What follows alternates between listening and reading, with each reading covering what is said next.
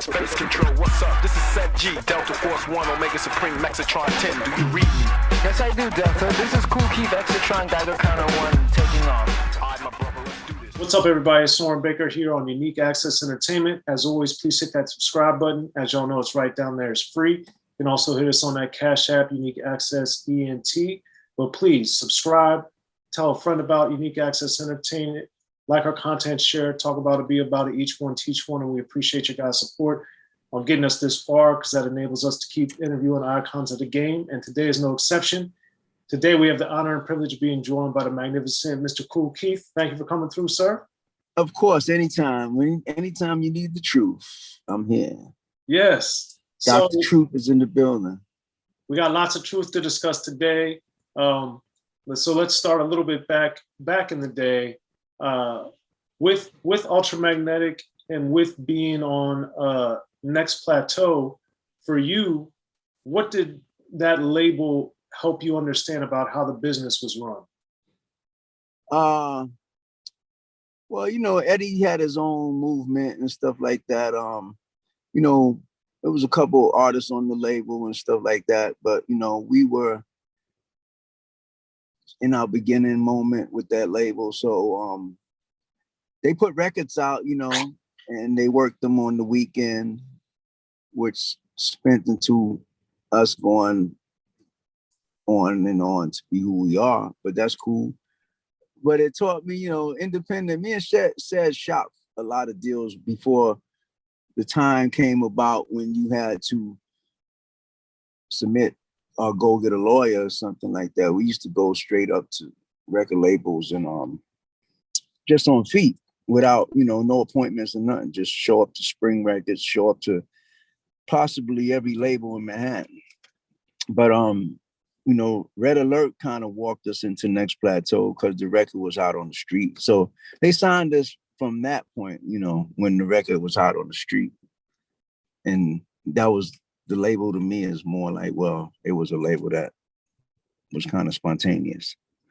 And we had more control on that particular label. Okay. And do what we want to do. And speaking of which, what role do you think doing all the radio promos and stuff and bait and all those things that Red Alert would play or different people would play, what role do you think that had on helping you guys get moving early on? Well, we had to adjust to the sounds. You know, we made a couple of records that was not with, you know, that was not with the particular program, but we made a lot of records that was, you know, out of the norm. But then we had to catch ourselves and make records that was like within what's going on in the time and the drum sounds and the tempo. And that's when Ego Tripping came out. So that's when we had to adjust to the real time of music. You know what I'm saying? Yeah. Okay. And then as you progressed, one thing I always remember that I thought was odd or weird or took me by surprise was that since you guys were so revered, in the Kool Moe Dee report card thing, you guys didn't get a very high rating.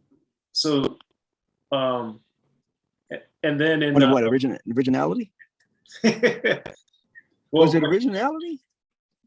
But with Traveling at the Speed of Thought, what made you guys use that in the video as going after Kool Moe Dee, for instance? You know, at that time we was like, you know, rap was more like fun to us. I mean, you know, Kool Moe Dee was like the guy with the glasses on. So we was like, you know, we was still more like a group that, you know, we wanted to just make our statements and stuff like that. So, you know, it was like a fun video, you know, when we did that video, Traveling at the Speed of Thought, you know, I didn't have no idea. I think, you know, we came up with the idea, you know, I think everybody came up with the idea about the video. We wanted to be, you know, even with Critical Beatdown, like, you know, we had the people under us and they had the quote unquote, you know, they had the Adidas on, whatever. You know, we was just like, and, you know, we was going for our crown and rap, basically. You know, we were going for our crown and rap. So that's what it was back then was, you know, we was the first, you know, I wouldn't say dissing. We was just like, you know, whatever, you know, people did something funny to us, we just take it in a different state and make it more like in a comical form. So then in the video also there's Slick Rick and LL Cool J too, which I never understood those. What was that about? LL Cool J. I mean, we just added people in just to even make it more, just to insinuate more with it. It was just like, I don't know.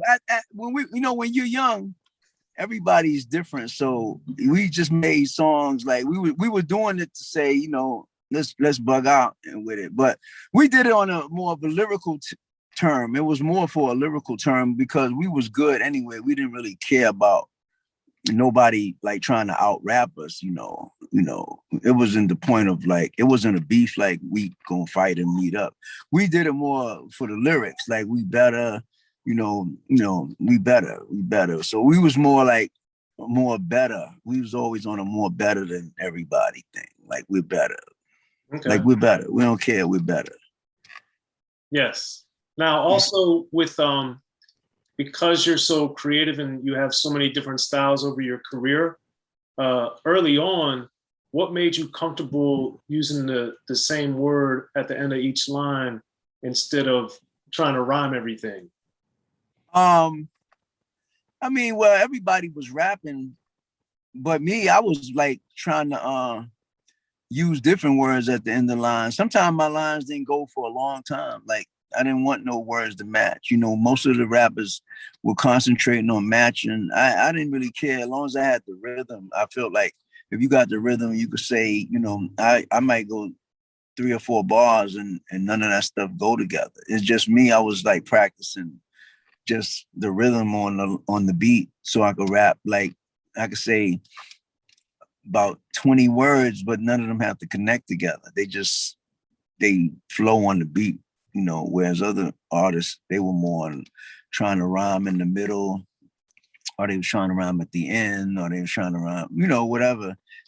Me, I didn't look at rap as like my stuff had to rhyme. I wanted to say stuff on beats that was kind of ill, and people, they probably didn't catch it because I didn't have to rhyme because I had the rhythm anyway. But then I rhymed later on songs after time went on. I wrote raps that rhymed together, but I never used them. I was more high on stuff that didn't go together in rap, didn't rhyme at all. And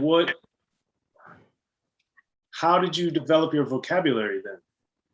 I used to read a lot of books, science books, and watch a lot of shows with high vocabulary like Star Trek, and watching LeVar Burton talk, and Captain Kirk and Spock, and just the vocabulary alone was very high tech. Just to hear Spock say stuff. You sitting up late at night watching Spock talk. That's just enough right there, the highest of his information he gives out. So I used to watch a lot of sci-fi films and stuff, but, I was a sci-fi person. So, I collect a lot of space books and all that. I was like urban space, ghetto space, you could say, project space, living in the projects, writing space stuff, and, people thought I was crazy and all that, but that had nothing to do with crazy. I just took a form of an art and just did something different to it. That's all. People thought like, well, and I wasn't smoking angel dust and none of that stuff. I wasn't getting high on no drugs. And people always thought like, I had to be taking something, or I had to be using some kind of substance to write a lot of that stuff. I never did. I just was naturally doing that stuff. I was naturally into that.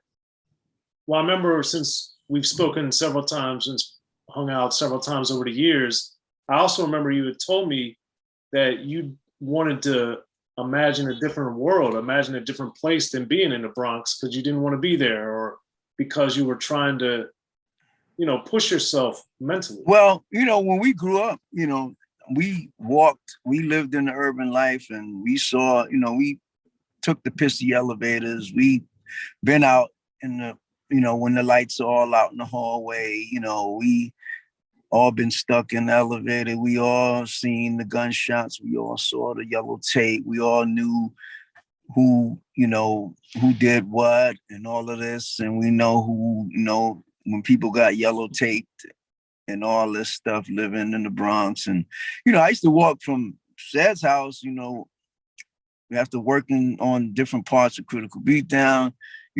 I hear shots the next block over. I hear some, you hear pow, pow, pow, every night coming home, but at the end of the day, we still working on the album, whereas other people wanted to project what they seen a lot. We were kind of tired of, the life is hard rapper, life is hard, this and that, moms ain't got no money, moms ain't got no food, life is hard, my dog ain't eating, my cat is starving, life is hard, so, that shit was so boring to us so much. And, that we was like, yo, we doing some other shit. Cause, it was like a billion life is hard people rapping, everybody ain't got no money and food stamps and, the dog, the videos you see, everybody had the pit bulls, barking in the camera with coal in their eye and all that. We was like, we wasn't down with none of that shit like that, and we lived in the hardest project. So